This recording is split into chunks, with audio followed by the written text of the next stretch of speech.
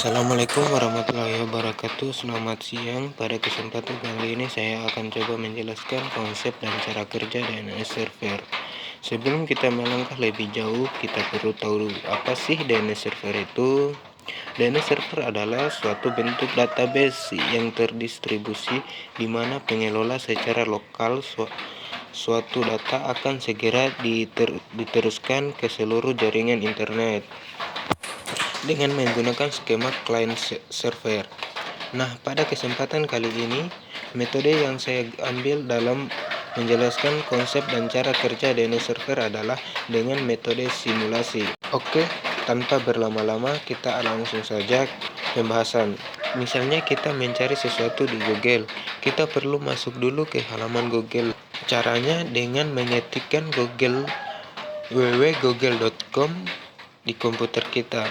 Nah, Google tidak langsung menampilkan halamannya, tapi harus melewati beberapa proses. Ketika kita mengetikkan google.com, komputer akan mencari IP address dari google.com tersebut di cache memori yang ada di komputer.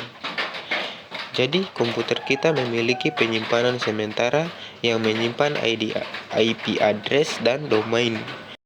Jika IP address dan domainnya tidak ditemukan di cache memori, maka data tersebut akan dikirimkan ke resolver ISP. Resolver ISP itu ibaratnya database. Kalau di HP seperti kontak, ada nama, ada nomor HP. Nah, google.com ini dikirimkan ke resolver. Resolver ini akan mencek IP address dari google.com ini.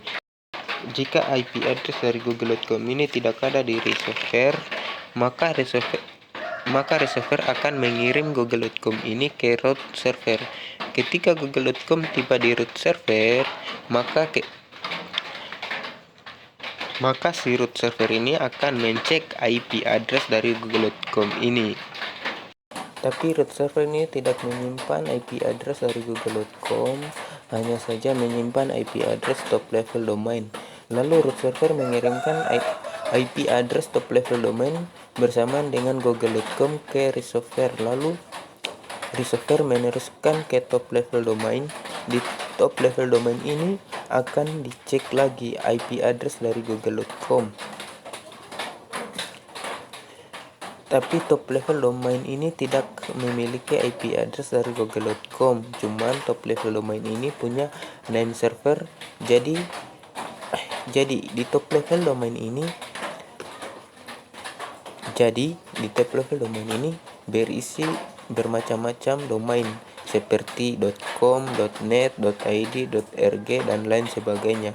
Lalu top level domain ini akan mengirimkan top level domain.com ke resolver, lalu resolver akan mengirimkan top level domain.com ke name server. Ketika top level domain.com tiba di name server, akan dicek IP address-nya. Kalau sudah ditemukan, maka akan dikembalikan ke resolver. Terus resolver dikasih ke komputer, barulah muncul halaman google.com.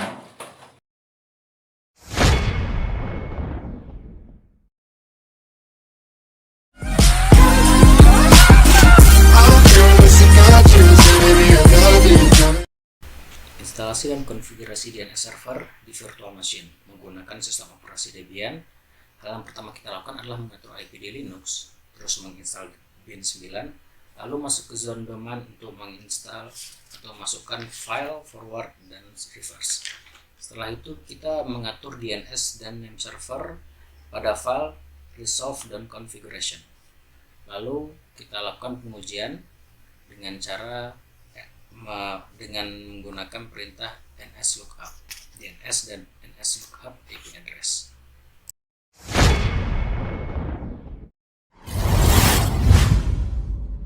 Assalamualaikum warahmatullahi wabarakatuh. Saya Devania Damayanti akan menjelaskan tentang testing DNS menggunakan nslookup.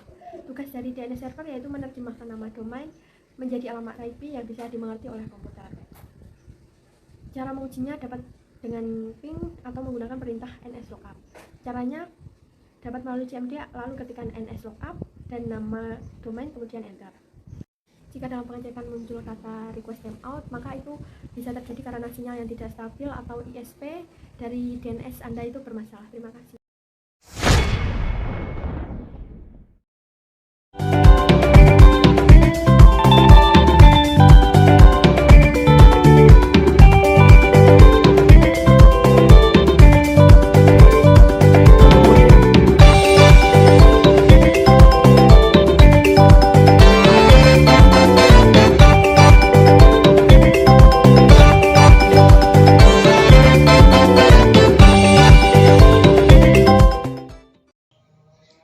Kita bahas tentang apa itu proxy server, cara kerja, fungsi, dan manfaatnya.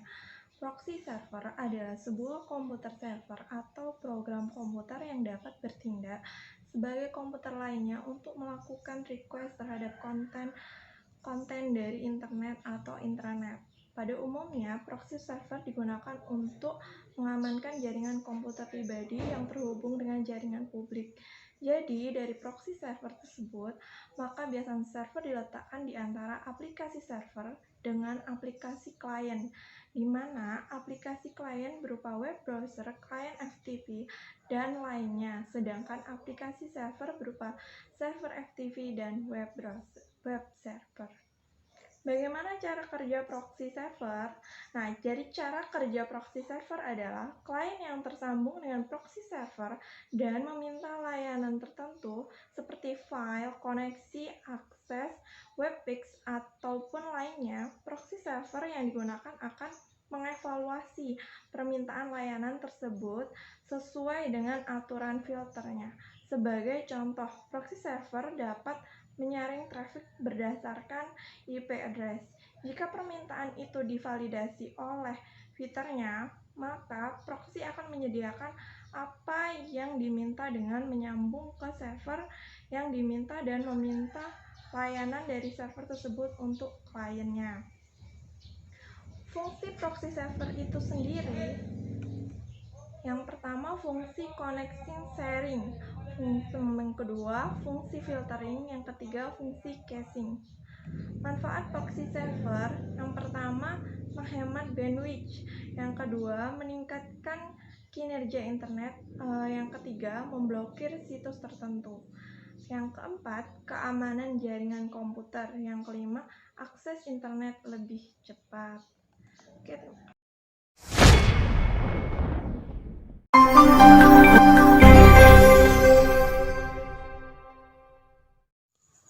Materi selanjutnya adalah instalasi dan konfigurasi proxy server. Cara install dan konfigurasi proxy server Debian itu langkah-langkahnya. Yang pertama, kalian harus memasukkan dulu ke super user atau rootnya. Masukkan DVD Debian 6 yang pertama digunakan saat penginstalan. Lalu install DHCP servernya dengan mengetikkan apt stripjet install squid lalu tekan Y. Nah, jangan lupa masukkan DVD Debian 6 yang pertama saat penginstalan. Jika penginstalan sudah selesai, maka saatnya melakukan konfigurasi proxy dengan mengetikkan perintah nano. Setelah itu, cari kalimat HTTP port 3128 dengan mengetikkan tombol ctrl+w lalu tambahkan kata transparent di depan angka 3128. Kemudian, cari kalimat HTTP access allow localnet. Nah, di situ di bawahnya terlihat tulisan HTTP access densi all. Beri tanda pagar pada tulisan itu. Setelah itu, kita harus membuat cache memory. Cari kalimat cache memori 8 MB dengan mengetikkan tombol CTRL+W. Lalu hilangkan tanda pagarnya dan ubah angka 8 menjadi angka 16. Untuk membuat cache manager, cari kalimat cache manager webmaster dengan mengetikkan tombol CTRL+W. Setelah itu, hilangkan tanda pagarnya dan ubah kata webmaster menjadi kata yang kita inginkan. Lalu di bawahnya sekalian saja kita buat visible hostname-nya. Kemudian, kita akan memasuki tahap pemblokiran web. Cari kalimat ACL connect dengan mengetikkan tombol CTRL+W. Setelah itu, keluar dan simpan konfigurasi proxy dengan mengetikkan tombol CTRL+W, lalu Y kemudian Enter. Selanjutnya, kita akan membuat file di mana isinya akan sesuai dengan web yang hendak kita blokir. Ketikkan perintah nano lagi. Nah, dengan nama file harus sama dengan nama file yang ada di dalam konfigurasi proxy. Jika konfigurasi selesai, restart squid dengan mengetikkan perintah etc /init.d/squid restart, lalu enter. Kemudian, kita akan mengkonfigurasi if tables, ketikkan perintah nano /etc/rc.local. Isikan perintah dengan tepat di bawah if table PC router atau di atas kata exit 0, yaitu if table min t NAT min A pre-routing min S 192.168.100.0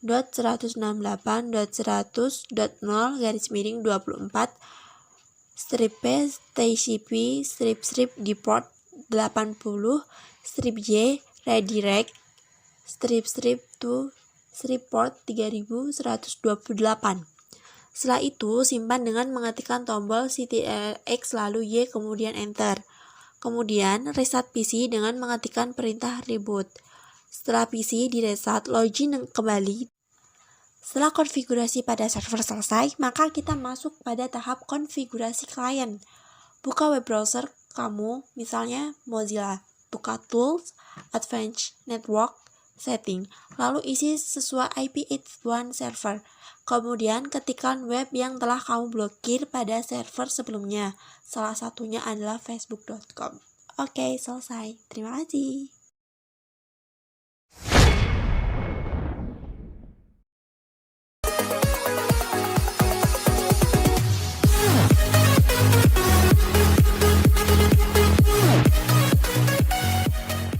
Menguji proxy server. Di sini kita menggunakan dua metode. Pertama, menggunakan weblagado.com dan juga mengunjungi website yang sudah diblok. Metode pertama, menggunakan weblagado.com. Kita memerlukan 2 atau lebih browser, terus masukkan URL di atas, lalu masukkan juga ke website yang satu lagi. Maka kita lihat pada serial number apakah di sana menunjukkan angka yang sama. Jika sama, maka proxy server berhasil. Terus mengunjungi metode kedua, mengunjungi website yang sudah diblok. Kita tinggal mengakses website yang sudah diblok, apakah website tersebut menunjukkan error atau forbidden, nah, maka proxy server yang kita buat berhasil.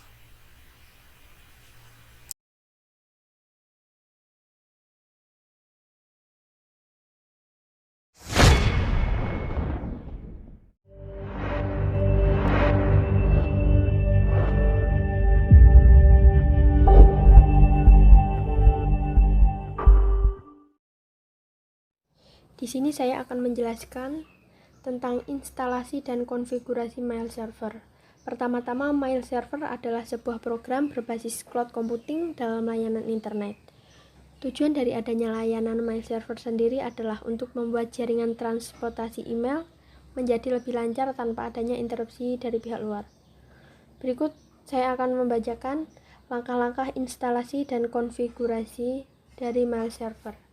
Pertama-tama, buka installer HMail server yang telah di-download, kemudian klik next. Kedua, pilih opsi I accept the agreement, kemudian klik next. Selanjutnya, pilih tujuan letak instalasi HMail server, kemudian klik next. Keempat, pilih full instalasi, kemudian klik next. Yang kelima, pilih database yang Anda gunakan. Kalau di sini menggunakan MySQL sebagai database servernya, kemudian next lagi. Selanjutnya, klik next untuk membuat shortcut di start menu. Lalu masukkan password untuk HMail server. Selanjutnya, klik install untuk memulai instalasi. Lalu masukkan password HMail server yang tadi telah dimasukkan. Kemudian kita akan mengatur settingan database-nya. Selanjutnya, pilih create a new HMail server database, kemudian klik next untuk membuat database yang dibutuhkan untuk HMail server. Lalu pilih tipe database-nya. Di sini menggunakan MySQL. Selanjutnya, masukkan server database dan autentikasinya, yaitu user dan password database Anda. Selanjutnya, pilih service database yang digunakan. Pilih MySQL. Sesuaikan dengan service yang telah diatur pada instalasi database-nya. Kemudian copy file. Lalu klik next lagi. Selanjutnya, konfigurasi database selesai dan klik close dan klik finish. Instalasi mail server selesai. Terima kasih.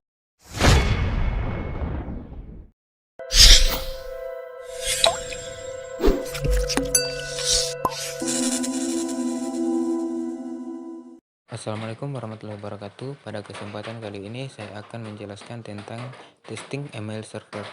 Langkah pertama yang kita lakukan adalah buka format perintah. Ketikkan perintah berikut ini. Anda akan menerima output yang mirip dengan berikut ini. Setelah selesai telnet dibuat, tombol backpass dan delete tidak akan berfungsi. Jika salah ketik, tekan enter dan coba lagi perintahnya. Dalam beberapa kasus, mungkin perlu untuk menutup sesi telnet dan menyambungkan kembali. Jika Anda menerima kesalahan yang mirip dengan tidak dapat membuka koneksi ke host pada port 25, sambungan gagal ini menunjukkan bahwa mesin Anda tidak dapat membuat sesi telnet dengan server tujuan menggunakan port 25. Jika Anda awalnya mencoba untuk terhubung menggunakan tujuan name server, coba sambungkan menggunakan alamat IP-nya. Jika ini berhasil, kemungkinan Anda memiliki masalah DNS. Jika Anda tidak dapat terhubung menggunakan nama atau alamat IP server tujuan, port 25 diblokir di suatu tempat antara mesin Anda dan server tujuan. Masalahnya mungkin karena firewall di ujung server tujuan, tetapi juga bisa disebabkan oleh kesalahan konfigurasi jaringan atau firewall di pihak Anda. Jika Anda menerima output yang mirip dengan berikut ini, sambungan Anda telah diblokir karena reputasi pengiriman yang rendah, koneksi ke host terputus, alamat IP publik yang terkait dengan server email Anda telah mengembangkan reputasi buruk. Jika Anda baru saja memperoleh alamat IP ini, pemilik sebelumnya kemungkinan mengirim spam dari alamat tersebut. Dan pilihan terbaik Anda mungkin meminta alamat yang berbeda dari SP Anda. Jika ini tidak mungkin, ada pilihan lain. Tetapi tidak selalu ada solusi cepat atau mudah untuk masalah ini. Pesan kesalahan mungkin menyertakan petunjuk tambahan untuk menyelesaikan masalah. Jika tidak, entry block ini memiliki sejumlah saran. Untuk mengatasi masalah tersebut, bisa perhatikan langkah-langkah seperti di samping.